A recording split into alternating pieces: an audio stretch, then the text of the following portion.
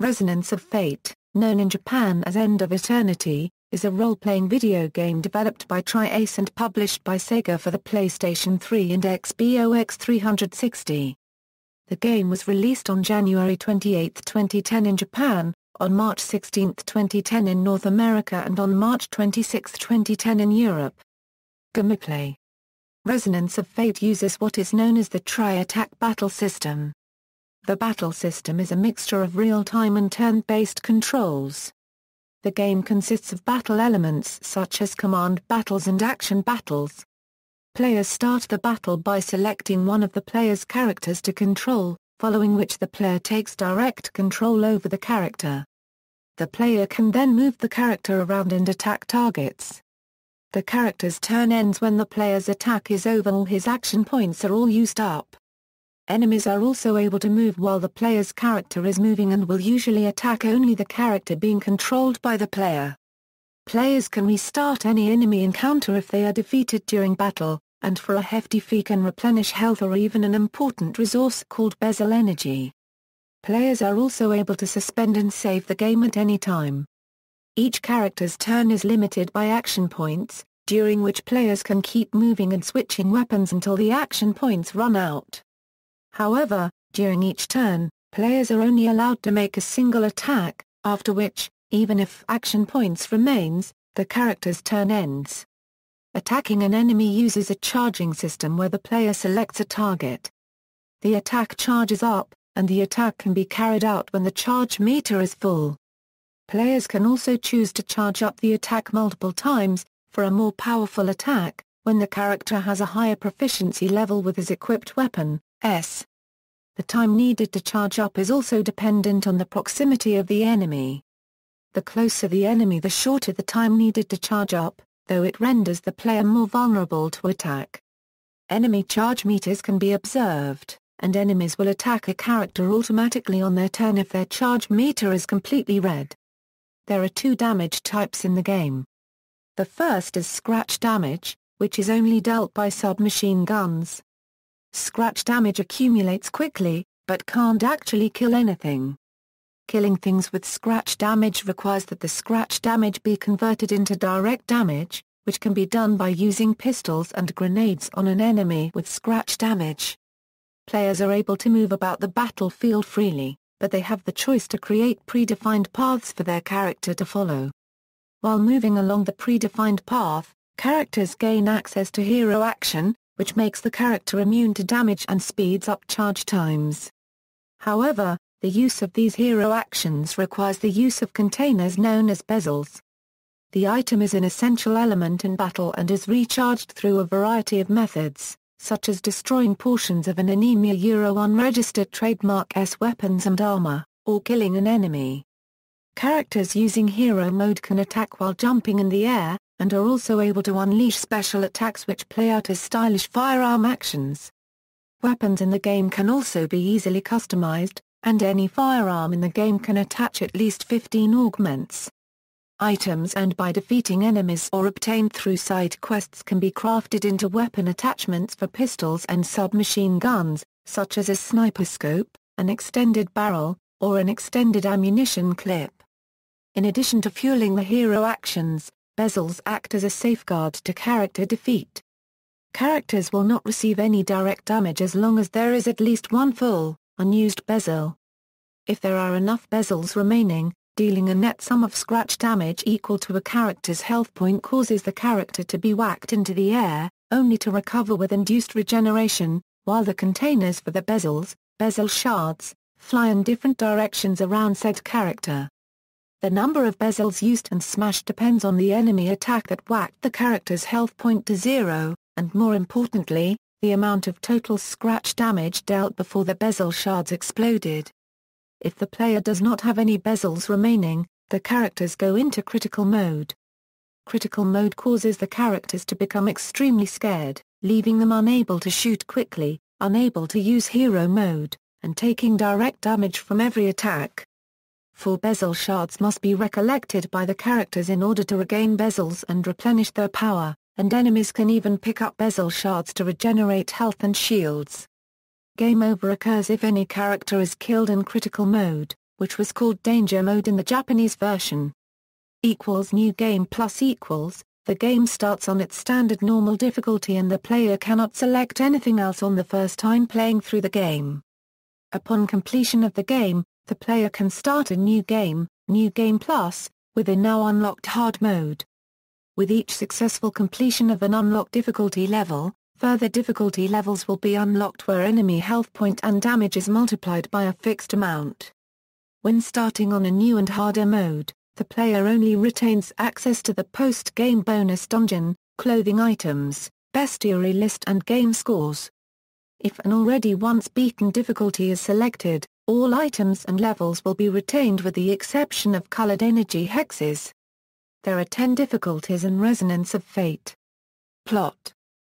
Setting equals, Resonance of Fate takes place in the distant future where Earth has undergone a drastic change in the environment.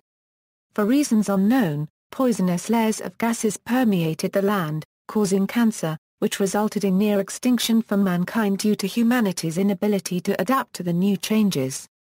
The remaining humans built a gigantic device called Basel, an environment purifier buried deep in the ground, which cleanses the air in the surrounding land. It was called the Zenith System. Civilization began to reform around Basel itself, building a city around the tower. In order to overcome the cancer, human lives were tied to quartz and linked to the Zenith System, making them immune to disease and mutation, but requiring them to remain in the city, and giving them a set shelf life. Civilization gradually began to grow around Basel, with people eventually moving inside the machine itself and building up the core, raising it high above the planet unregistered trademark S surface. As centuries went on, people built levels around the core and established various towns, cities, and even theme parks and landmarks for the survivors to enjoy themselves. However, Basel has now existed so long that people have forgotten why they live there, or that there is even a world outside Basel. The cardinals, who are the political religious leaders that foster a worship of Basel and its machinery, built their luxurious mansions in the uppermost layers of Basel, in the monster-free OE Chandelier while the lower classes reside among the many districts built around the base and stem of the tower. Story Resonance of Fate begins countless years after the move to the Tower of Basel. Prelate Frieda dreams of a world where people could live free of their courts, and enjoy a life on their own terms. She pushes the idea of a world where people would control their own destiny. Because of this preaching, she attracts the cardinals as followers, with Cardinal Rowan as her closest friend and follower. Her radical ideas appeal to people, but she is unfortunately killed. The death of Prelate Frieda drives Cardinal Rowan into a state of despair. He wants to bring her back, as he loved her dearly. He discovers the truth of Zenith, and its powers over life and death, and wants to exploit them to bring her back. He commissions Sullivan to find a way to do this, and the experiments begin at Oitasol. They find 20 children, and begin using the quartz to experiment on their lifespans and see the effects it has, ultimately setting their quartz to expire on a certain birthday. However, Juris, who is in charge of the experiment, takes a liking to subject number 20, Leanne, and begins feeling guilty over what they have done to the children. Juris decides to help Leanne escape Oitasol, but is confronted by Rowan, who eventually allows Leanne to leave despite his initial objections. Before leaving, Leanne learns of her expiration date from Juris' notebook.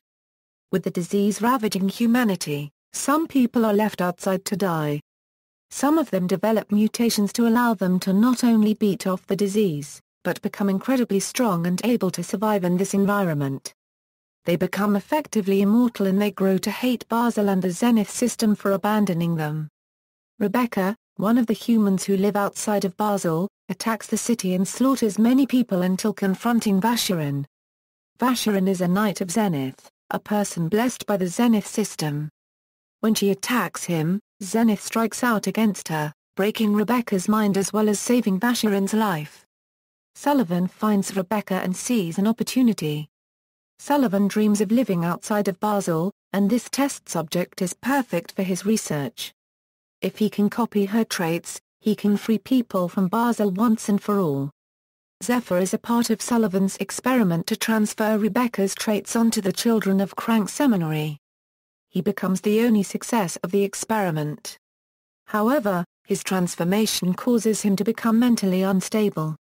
He flies into a rage, killing everyone involved in the experiment and blowing up the seminary. He expected to die for what he had done, but his immortality prevails despite being shot twice in the head by Vacheron. He decides to live to figure out why he was spared, and works for Vacheron. 1 year later, Leanne nears the time of her appointed death after running away. She attempts to kill herself, wanting to die on her own terms, only to have Zephyr catch her in the air and save her life. At the moment Leanne's quartz is programmed to fail, Zenith intervenes, and the artificial expiration date on Leanne's quartz is nullified. Sullivan takes the research to make the ultimate tool, something to control Zenith. He takes Cardinal Rowan's ring and binds the Zenith control system to it, providing Rowan with control over life and death in Basel. With his newfound power, Cardinal Rowan goes from following God to being God himself, throwing Rowan into a crisis of faith. If God can be controlled, then his faith is groundless. Meanwhile, Sullivan secretly studies Rebecca further to find a way for humans to live separately from Zenith. Their goals are both in line with Prelate Frieda to an extent, but through different methods. Cardinal Rowan seeks to control Zenith, while Sullivan seeks to depart from it. Cardinal Lagerfeld, who was in charge of the Crank Seminary when Zephyr destroyed it and killed everyone inside, goes to the hero's base and openly challenges Zephyr to a duel to avenge the victims of Zephyr's massacre. Cardinal Lagerfeld is defeated. Following the fight, however, Cardinal Lagerfeld reveals that Zephyr had a sister among the children at the Crank Seminary and that Zephyr had unknowingly killed her. Filled with guilt and wanting to die, Zephyr allows himself to be knocked to the ground by the faltering Cardinal Lagerfeld. Lagerfeld is about to impale Zephyr on his staff when he is shot and killed by Leanne. Despite knowing Zephyr's past, Leanne consoles him and convinces him to continue living for her sake. On Christmas, Leanne walks past Cardinal Rowan at the Basilica, and Rowan realizes that Leanne is alive. This causes his internal issues to come to a head as, according to jury's notes, she should not be alive, and Zenith cannot be controlled as Sullivan had promised. He needs to believe that there truly is a God beyond Zenith, and sees her continued existence as proof of that possibility. Or perhaps Sullivan lied to him about the experiments. He goes to find Sullivan for answers. Cardinal Rowan overhears Sullivan telling the heroes that he has Leanne's quartz, and if he is killed, her quartz will be destroyed, and she will die. Cardinal Rowan shoots Sullivan, expecting Leanne to either die, proving that there is no God, or to live, validating the existence of God. This sets Zephyr on a rampage of revenge, as his reason for existence has just been destroyed by Rowan in front of him, and he swears to hunt down and kill Cardinal Rowan. Cardinal Rowan then gathers his forces into the Basilica, waiting for the heroes to come kill him. He says that if God wants to stop it, he should step in and do so. He attempts to force God's hand and validate his faith. The heroes fight their way to him, and ultimately defeat him, with Zephyr putting a bullet through his heart. The bullet passes through Rowan's heart and into a portrait of Prelate Frieda, leaving a symbol. Vacheron recognizes the symbol as the mark of Zenith bestowing immortality, and has the party leave. After the fight, Rebecca destroys the quartz she was given by Sullivan. Cardinal Rowan realizes that his faith was misplaced and leaves the ring behind on Prelate Frieda's final resting place. Sullivan, also resurrected, joins Rebecca in the outside world. The quartz that Rebecca destroyed was Sullivan's, proving his plan a success, that humans can be successfully separated from Zenith and their quartz lifespans. The story ends with Leanne looking into the sky. It is shown that her quartz has actually been in her possession for some time, safely embedded within her hand. She stands outside of Basel in a grass field with Zephyr and Vacheron at her side, revealing that the world outside of Basel is no longer filled with poisonous gas. In the bonus dungeon Neverland, the party explores a twisted, abandoned theme park filled with unreasonably high-tier enemies. At the final stage they accidentally find Sullivan, and battle him and Rebecca as the secret bosses. Even if the player defeats him, Sullivan claims that he is immortal, and that the theories of the world are now see-through to him. Zephyr claims he will keep killing Sullivan until he dies permanently, to which Sullivan says he looks forward to it. Characters Protagonists. Zephyr, brought up in a seminary from an early age. Several years ago he was involved in an incident, which resulted in him meeting Vacheron, who had been contracted to subdue him. He now makes a living as a member of Vacheron's squad. He is voiced by Hiro Shimono in the Japanese version and Scott Menville in the English version. Vacheron makes a living as leader of a squad of hunters taking on a variety of contract missions for reward money. He was the only survivor on the losing side of a large-scale military assault under the command of a cardinal. He is voiced by Ken Narita in the Japanese version and Nolan North in the English version. Leanne, a young lady that lives together with Zephyr and Vacheron. She met Zephyr when she tried to take her own life, and has since joined Vacheron's hunter squad. She is voiced by Ai Endo in the Japanese version and Jessica D. Psycho in the English version. Cardinal, Rowan. Rowan is a man who has taken leadership reins of the Cardinal organization after the prelate died. Rowan holds great worry and conflict over the future of Basel and prays for the prosperity and happiness of its people. He is voiced by Keiji Fujiwara in the Japanese version and Jim Ward in the English version. Anturian, he is the oldest living cardinal. He thirsts for knowledge, and is known to others as the Inquirer of Knowledge. He investigates the bizarre phenomena occurring around Basel, and enlists Vacheron in order to look for the sacred sign that showed when Rebecca tried to kill him. He is voiced by Masaru Sata in the Japanese version and Tom Kane in the English version. Goraliano, a man who researches on beauty, and is responsible for fashioning the arts in Basel. He is an old friend of Rowan, and devout supporter of Prelate Frieda. He is voiced by Norio Wakamoto in the Japanese version and Dave B. Mitchell in the English version. Teresa, an aristocratic lady with a history with Vacheron. She throws an annual Christmas party for orphans, and is implied to be the widow of Vacheron's friend Victor. She is voiced by Noriko Uemura in the Japanese version and Barbara Goodson in the English version. Jean Paulette, his narcissism sometimes get in the way when performing his duties. He is voiced by Takuma Terashima in the Japanese version and Sam Riegel in the English version. Lagerfeld, an old man who takes care of a seminary. He is voiced by Yoshinori Sonobe in the Japanese version and Charles Martinet in the English version. Pater, an eccentric man who dreams of himself as a superhero. He is voiced by Nobuyuki Iyama in the Japanese version and Jason Marsden in the English version. Barbarella, a voluptuous woman who enjoys the high life of the elite. She is voiced by Ai Orikazu in the Japanese version and April Stewart in the English version. Veronique, a tomboyish woman with short hair who enjoys the company of Cardinal Rowan and encourages him to live for Prelate Frieda's sake. Researchers, Sullivan, after Prelate Frieda dies, this mysterious man appears to Rowan and claims to help him bring his ideals to fruition.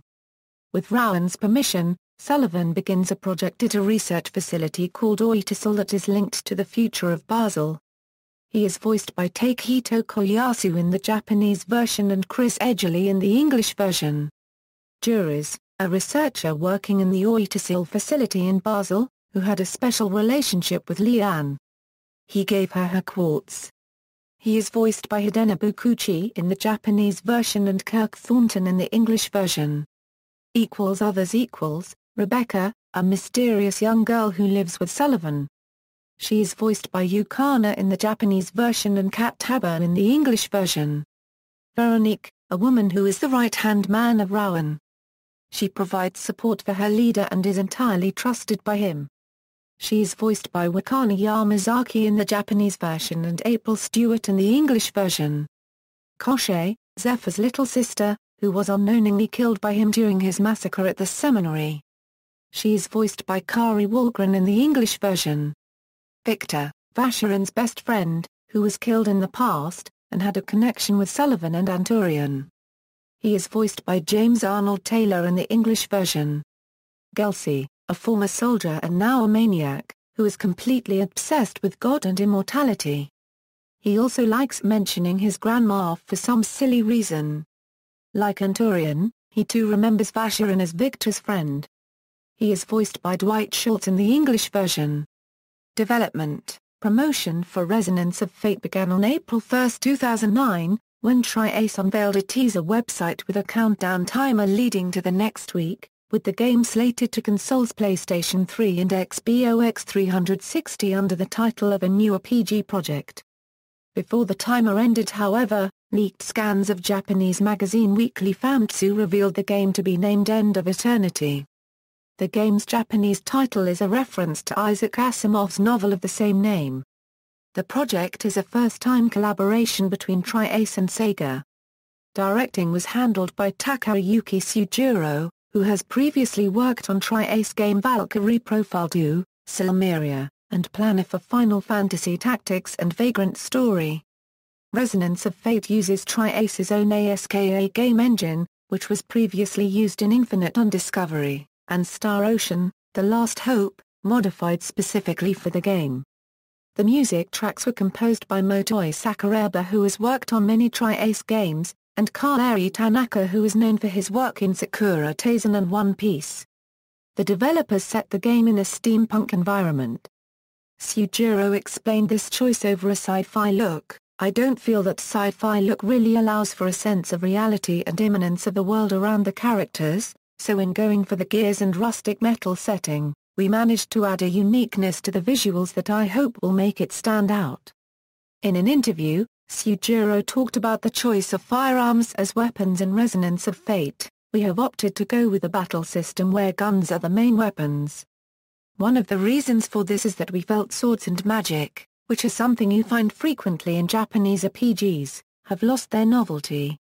One of the other reasons was that we wanted to create impressive cinematic battle scenes." A playable trial version called End of Eternity T.A.B. demo was released on the Japanese PlayStation Store and Xbox Live Marketplace on December 22, 2009 in Japan. On October 10, 2009, Sega announced that End of Eternity would be released on January 28 in Japan. On February 13, 2010, Tri-Ace announced that Resonance of Fate would be released on March 16 in North America and March 26 for the European version. Reception: Resonance of Fate was met with a moderately positive reception.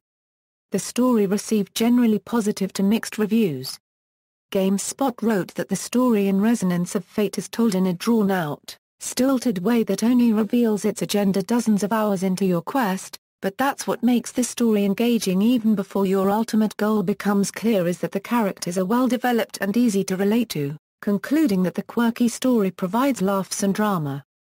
Destructoid noted that Resonance of Fate builds its world mostly through inference and implication rather than exposition, and added the main plot being somewhat threadbare, it never really ascends to the kind of epic scale one would expect from the genre. Gamer praised the storytelling, stating that it uses a futuristic sci-fi setting as a backdrop to tell the story of its main characters, who are trying to survive in a futuristic world gone mad. It chose the game as the runner-up for its Best Script Award, for bringing the characters to life, and doing an amazing job with the localization. The game was also the runner-up for Gamer's Best Voice Acting Award. Critics gave mixed reviews about the game's graphics. Destructoid stated that while detailed, most environments alternate between concrete gray and brick red. GameSpot also noted the lack of visual variety. IGN added that the world map and dungeons are crying for more detail. But some critics added that the colorful clothing helps offset the game's otherwise limited palette. Eurogamer praised its innovative gameplay mechanics and calling it one of the most inspired approaches to the role-playing video game scene in a decade. IGN stated that the battle system in Resonance of Fate is strong enough to hold everything together, and added the unique combat system steps up to be the star of the show. GameSpot noted that the cinematography used during hero actions is so over-the-top and exciting to watch that it makes battles a joy to take part in, but some critics noted that the flow of combat in Resonance of Fate is initially confusing, especially if you don't take the optional tutorial. The game was the runner-up for Gamer's Best Battle System Award. Outside of the battle system, GameSpot stated about the world map that the sparsely detailed overhead view gives the impression of a board game, and you need to employ a puzzle game mindset to effectively use your limited pieces to clear the appropriate number of tiles. It's an interesting way to open up new places to explore, and it even ties into the combat. Critics also praised the weapon customization system. The weapon upgrade system puts a unique spin on traditional standards. Although you do earn the occasional new gun, you spend more time enhancing your current firearm. RockGamer gave the game its most original award, for presenting a gaming experience unlike any this past year, including a unique battle system emphasizing strategic combat, the strategic way in which the world map was opened up, the ability to modify almost every aspect of the character's appearances, and the way that its story is told. The game was also the second runner-up for RockGamer's Best Console RPG in Most Overlooked Awards. IGN disliked the fact that large difficulty spikes are interjected every now and then, and Resonance of Fate is built for those that enjoy the grind. While other critics liked this aspect of the game, you need to use every trick you have learned, and a few you may not have even realized yet, to tackle these treacherous monsters, but there is nothing quite as sweet as toppling something that has tormented you for so long. Legacy, an art book named End of Eternity Design Works was released on June 11, 2010 in Japan. Published by Enterbrain, Incorporated, this 176 pages art book is divided in 4 chapters: character, enemy, worldview and benefits.